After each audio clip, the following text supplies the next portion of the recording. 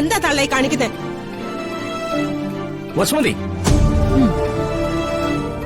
പറയാനുള്ളതെല്ലാം പറഞ്ഞു തീർത്ത് കേറിപ്പോയപ്പോ നിങ്ങൾക്ക് സ്വബോധം ഉണ്ടായെന്ന ഞാൻ കരുതിയ. നിലവിളക്കും കത്തിച്ച് വന്നിരിക്കുന്നു. ഓനെ ചകത്ത് കയറ്റി കൊച്ചുമകളെ എങ്ങ് സൽക്കരിക്കാൻ. ഞാൻ ജീവിച്ചിരിക്കുമ്പോ അത് നടക്കുന്ന കരുതണ്ട. ഞാൻ ഇയാളുടെ ഭാര്യയാണെങ്കിൽ ഈ വീട്ടിൽ എനിക്ക് എന്തെങ്കിലും സ്ഥാനം ഉണ്ടെങ്കിൽ ഇവളോ ഇവനോ ഈ പടി കയറാൻ ഞാൻ സമ്മതിക്കില്ല. അത് നീ തീരുമാനിച്ച മതിയോ?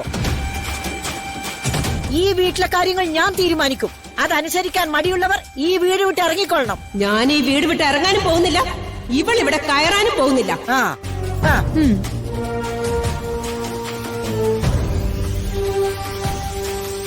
ഇവളിവിടെ കയറിയ പിന്നെ ഈ വീട്ടില് ആരും ഒരു നിമിഷം പോലും സമാധാനത്തോടെ ജീവിക്കുന്ന കരുതണ്ട. എല്ലാം നശിപ്പിക്കും ഞാൻ. ഞാൻ എന്തൊക്കെ ചെയ്യുന്ന എനിക്ക് തന്നെ അറിയാതെ നിക്ക. ഒന്നും ചെയ്യാൻ സാധിച്ചില്ലെങ്കിൽ എന്റെ ശവത്തിൽ ചവിട്ടിയേ ഇവൾ ഈ വീട്ടിൽ കയറൂ. ധൈര്യം ഉണ്ടെങ്കിൽ ഒന്ന് കയറി നോക്കടി. വേണ്ട മുത്തശ്ശി, വഴക്കും പ്രശ്നങ്ങളുമായി എല്ലാവരുടെയും സമാധാനം കളഞ്ഞ് എനിക്കിവിടെ താമസിക്കണ്ട. ഞങ്ങൾ പൊയ്ക്കോളാം. അതാ നല്ലത്. നാത്തം പറയുന്നത് പോലെ അമ്മയുടെ വാക്കും കേട്ട് നീ ഇവിടെ കേറിയ ഞാനും അഞ്ജു ആ നിമിഷം ഈ വീട് വിട്ടിറങ്ങും. ഞങ്ങൾക്ക് പോവാനോ താമസിക്കാനോ വേറെ സ്ഥലമൊന്നുമില്ല. എന്നാലും ഇറങ്ങും. എന്നെ മോളെ നോക്കാനേ എനിക്കറിയാം. എന്നാലും നാണം കെട്ടി ഈ വീട്ടിൽ ഞാൻ കഴിയില്ല. അപ്പച്ചി അങ്ങനൊന്നും ചിന്തിക്കണ്ട. ഞാനിവിടെ കയറുന്നില്ല, താമസിക്കാനും പോകുന്നില്ല. മുത്തശ്ശി, ഇത് എന്റെ തെറ്റാ. ഞാൻ കാരണം നമ്മുടെ കുടുംബം നശിക്കരുത്. മുത്തശ്ശിക്ക് എന്നെ കാണണമെന്ന് തോന്നുമ്പോ എന്റെ അടുത്തേക്ക് വരാമല്ലോ. ശരി മോളെ, എന്റെ വാശിക്ക് ഞാൻ നിങ്ങളെ അകത്ത് കയറ്റി നിങ്ങളുടെ ജീവിതം ഞാൻ നശിപ്പിക്കുന്നില്ല.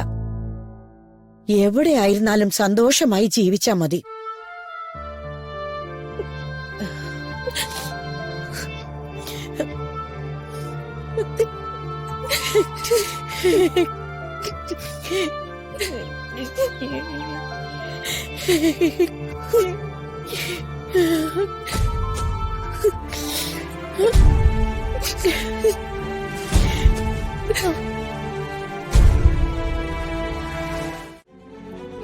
അവൾ എന്ത് ചെയ്താ നിനക്കെന്താ വസുമതി?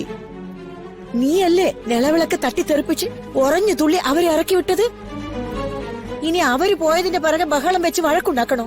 അതെ, അവരെവിടെയെങ്കിലും പോയി സുഖമായിട്ടും ജീവിക്കട്ടെ. അതിന് നിനക്കെന്താ വസുമതി?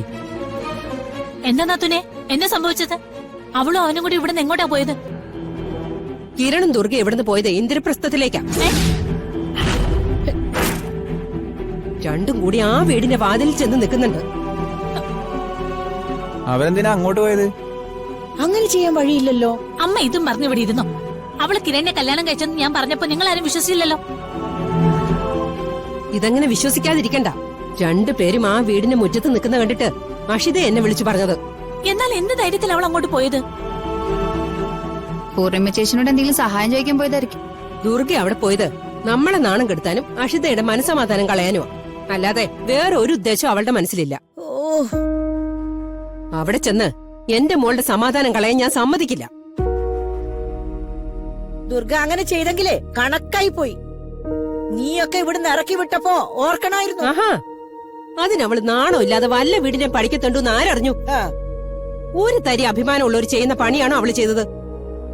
അമ്മേ, ഇത് നമ്മുടെ കുടുംബത്തിൽ എല്ലാവർക്കും നാണക്കേടുണ്ടാക്കുന്ന കാര്യമാ. ഞങ്ങളോടുള്ള ദേഷ്യത്തിന് അമ്മയ്ക്ക് ഇങ്ങനെയൊക്കെ പറയാം. പക്ഷെ നാട്ടുകാർ പറയുന്നതേ വേറെ പലതും ആയിരിക്കും. അതെ, ഇപ്പൊ തന്നെ ഞാൻ അങ്ങോട്ട് പോവാ. അവളെയും കൊണ്ട് ഞാൻ തിരിച്ചു വരും. ഞാനും കൂടെ വരാം നാത്തൂനെ. നിങ്ങൾ ചെന്ന് വിളിച്ചാലൊന്നും ദുർഗ വരില്ല. ഞാനും അമ്മയും കൂടി വരാം. ദുർഗയും കിരണിനെയും തിരിച്ചു കൊണ്ടുവരാം. പക്ഷെ ഇവിടെ വന്നിട്ട് പഴയ പോലെ ദുർഗയെ പഴി പറഞ്ഞും കുത്തുവാക്കുകൾ കൊണ്ട് വേദനിപ്പിച്ചിട്ട് പഴയതുപോലെ തുടരാനാണ് ഭാവമെങ്കിൽ അത് നടക്കില്ല.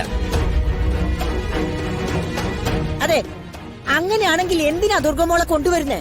ആദ്യം അവരവിടെ നിന്ന് വിളിക്കാം. അത് കഴിഞ്ഞാലേ ബാക്കി. നാത്തൂനെ, നമുക്കിപ്പൊ തന്നെ ഇറങ്ങാം. ഞങ്ങള് പോയിട്ട് വരാം. അഭി അഞ്ജു ഇവിടെ തന്നെ നിന്നാ മതി. നാത്തും വാ, റെഡിയാവാ.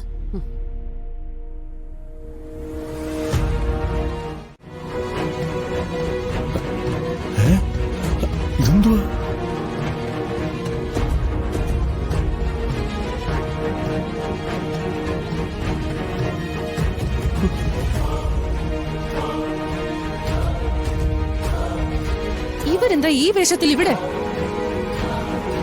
അത് ഞങ്ങളുടെ കല്യാണം കഴിഞ്ഞു.